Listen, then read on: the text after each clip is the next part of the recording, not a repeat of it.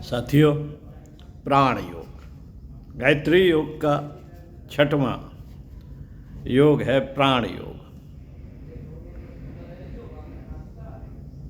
पृष्ठ 75 से लेखक श्री राम शर्मा आचार्य आपको पढ़कर सुनाते हैं। भर्गेति प्राण योगेन जायते भर्ग साधना, तया प्राणा वशम यान्ति न तदा सर्वमाप्नुते। भर्गेति भर्ग पद से ज्ञात होता है कि भर्ग साधना, भर्ग की साधना प्राण योगेन प्राण योग से होती है तथा उस भर्ग साधना से प्राण वश में हो जाते हैं। तब मनुष्य सब कुछ प्राप्त कर लेता है। भर्ग शब्द द्वारा प्राण योग की ओर संकेत किया गया है। भर्ग तेज को कहते हैं। भर्ग तेज को कहते हैं। प्राणी की तेज प्राकट्य उसका प्राण ही तो है। प्राण की प्रमुखता होने के कारण ही प्राणी शब्द बना है। जिस प्राणी में प्राण की जितनी अधिक मात्रा है वह उतना ही विशेषता युक्त, पराक्रमी, श्रेष्ठ, उन्नत एवं महान होता है। जिसमें प्राण की मात्रा जितनी न्यून है वह उतना ही निर्बल, निकम्मा, आलसी एवं गिरे दर्जे का होता है। प्राण शक्ति को बढ़ाने का अर्थ है उस दिव्य तत्व को अपने अंदर भरना जिसके द्वारा मनुष्य की शक्तियां अनेक दिशाओं में विकसित होती हैं। प्राण को जीवनी शक्ति भी कहते हैं। इसके द्वारा आयु का घटना और बढ़ना हो सकता है। मृत्यु को दूर हटाया जा सकता है। भीष्म पितामह 6 मास तक मृत्यु को दूर हटाते रहे थे। प्राणवान व्यक्तियों की संतान सुंदर, स्वस्थ, सतेज, कर्मशील और दीर्घजीवी होती हैं। निर्बल प्राण वाले मनुष्यों का वीर अधिकतर निष्फल जाता है। यदि किसी प्रकार उससे गर्भ की स्थापना हो भी जावे तो संतान कुरूप, अंगभंग, रोगी, आलसी, मूर्ख और अल्पजीवी होती है। प्राणवान की प्रमुख पहचान उसकी तेजस्विता है। जिसमें प्राण की मात्रा अधिक है उसका चेहरा चमकता रहेगा। प्राणी में बल, दृढ़ता और प्रभावशीलता होगी। विचारों में व्यवहारिकता और दूरदर्शिता मिलेगी। कार्यशैली में गंभीरता होगी। धैर्य, साहस, स्थिरता और सहनशीलता की विशेष मात्रा उसके स्वभाव में पाई जाएगी। घबराहट, चंचलता, छिछोरपन, कायरता, संकीर्णता, अनुदारता, स्वार्थपरता, निराशा, भय, चिंता, आलस्य आदि दुर्गुण उन लोगों में अधिक मिलेंगे जिनमें प्राण शक्ति की निर्बलता होगी। ऐसे लोग दिन दिन पतन की ओर अग्रसर होते जाते हैं। जीवन के प्रधान तत्व प्राण की अभिवृद्धि और परिपुष्टता के लिए गायत्री मंत्र के अंतर्गत भर्ग शब्द में आदेश किया गया है। प्राण की वृद्धि के लिए प्राणायाम का साधना सर्वश्रेष्ठ है। सात्विक और नियमित आहार, व्यवस्थित दिनचर्या, निश्चिंत मन, प्रसन्न चित्त, ब्रह्मचर्य, ये सभी बातें प्राण शक्ति को बढ़ाने वाली हैं। इनके अतिरिक्त प्राणायाम द्वारा भी प्राण शक्ति को बढ़ाया जाता है। प्राणायाम पर अनेकों विशद ग्रंथ मौजूद हैं। हमारी आसन और प्राणायाम पुस्तक में अनेक प्रकार के प्राणायामों का वर्णन है। वे सभी लाभदायक हैं।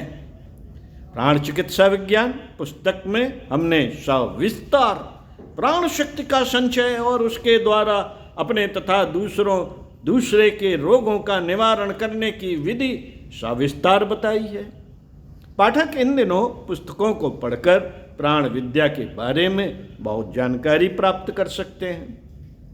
नीचे एक सरल सी प्राणाकर्षण क्रिया दी जा रही, दी जा रही है, जो अत्यंत सरल होते हुए भी प्राण शक्ति को बढ़ाने में बड़ी बड़ी कठिन क्रियाओं की अपेक्षा अधिक लाभदायक सिद्ध हुई है। उस क्रिया को नीचे दिए जा रहा है, आइए सुनते हैं। कहीं एकांत स्थान में जाओ, समतल भूमि पर नरम बिछौना बिछाकर पीठ के बल लेट जाओ, मुंह ऊपर को रहे, पैर, कमर, छाती, सिर सब एक सीध में रहें, दोनों हाथ सूर्य चक्र पर, आमाशय का वह स्थान जहाँ पसलियाँ और पेट मिलता है रहे। मुंह बंद रखो, शरीर को बिल्कुल ढीला छोड़ दो, मानो वह कोई निर्जीव वस्तु है और उससे तुम्हारा कुछ भी संबंध नहीं है। कुछ देर शिथिलता की भावना करने पर शरीर बिल्कुल ढीला पड़ जाएगा। अब धीरे धीरे नाक द्वारा सांस खींचना आरंभ करो और दृढ़ शक्ति के साथ भावना करो कि विश्वव्यापी महान प्राण भंडार में से मैं स्वच्छ प्राण सांस के साथ खींच रहा हूँ और वह प्राण मेरे रक्त प्रवाह तथा समस्त नाड़ी तंतुओं में प्रवाहित होता हुआ सूर्य चक्र में इकट्ठा हो रहा है।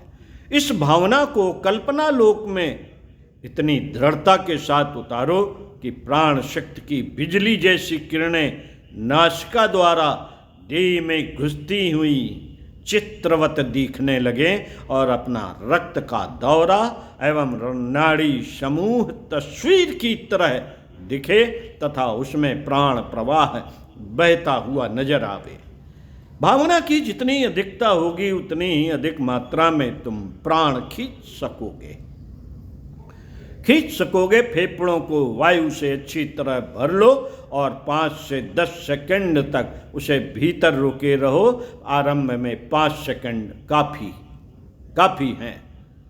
पश्चात अभ्यास बढ़ने पर 10 सेकंड तक रोक सकते हैं। सांस रोके रहने के समय अपने अंदर प्रचुर परिमाण में प्राण भरा हुआ अनुभव करना चाहिए। अब वायु को मुंह द्वारा धीरे धीरे बाहर निकालो। निकालते समय ऐसा अनुभव करो कि शरीर के सारे दोष, रोग और विष इसके द्वारा बाहर निकलते चले जा रहे हैं। 10 सेकंड तक बिना हवा के रहो और फिर पूर्ववत प्राणाकर्षण प्राणायाम करना आरंभ कर दो। स्मरण रखो कि प्राणाकर्षण का मूल तत्व सांस खींचने छोड़ने में नहीं वरन आकर्षण की उस भावना में है जिसके अनुसार अपने शरीर में प्राण का प्रवेश होता हुआ चित्रवत दिखाई देने लगता है। इस प्रकार की श्वास प्रश्वास की क्रियाएं 10 मिनट से लेकर धीरे धीरे आधा घंटे तक बढ़ा लेनी चाहिए। श्वास द्वारा खींचा हुआ प्राण सूर्य चक्र में जमा होता जा रहा है, इसकी विशेष रूप से भावना करो। यदि मुंह द्वारा सांस छोड़ते समय आकर्षित प्राण को छोड़ने की भी कल्पना करने लगे तो यह सारी क्रिया व्यर्थ हो जाएगी और कुछ भी लाभ न मिलेगा। ठीक तरह से प्राणाकर्षण करने पर सूर्य चक्र जागृत होने लगता है। ऐसा प्रतीत होता है कि पसलियों के जोड़ का आमाशय के स्थान पर जो गड्ढा है वहाँ सूर्य के समान एक छोटा सा प्रकाश बिंदु मानस नेत्रों से दिखने लगा है। यह गोला आरंभ में छोटा, थोड़े प्रकाश का और धुंधला मालूम देता है, किंतु जैसे जैसे अभ्यास बढ़ने लगता है वैसे वैसे वह साफ, स्वच्छ, बड़ा और प्रकाशवान होता जाता है। जिनका अभ्यास बढ़ा चढ़ा है उन्हें आँखों बंद करते ही अपना सूर्य चक्र साक्षात सूर्य की तरह तेजपूर्ण दिखाई देने लगता है। यह प्रकाशित तत्व सचमुच प्राण शक्ति है। इसकी शक्ति से कठिन कार्यों में अद्भुत सफलता प्राप्त होती है। अभ्यास पूरा करके उठ बैठो। तुम्हें मालूम पड़ेगा कि रक्त का दौरा तेजी से हो रहा है और सारे शरीर में एक बिजली सी दौड़ रही है। अभ्यास के उपरांत कुछ देर शांतिमय स्थान में बैठना चाहिए और हो सके तो किसी सात्विक वस्तु का जलपान कर लेना चाहिए। अभ्यास से उठकर एकदम किसी कठिन काम में जुट जाना, स्नान, भोजन या मैथुन करना निषिद्ध है। ओम शांति। इसी क्रम में प्राण योग के क्रम में आगे आपको बताएंगे 8 प्राणायाम। तो सुनते रहिए कुछ अच्छा और पढ़ते रहिए कुछ अच्छा। 8 प्राणायाम के बारे में बताएंगे अगले वीडियो में। ओम शांति।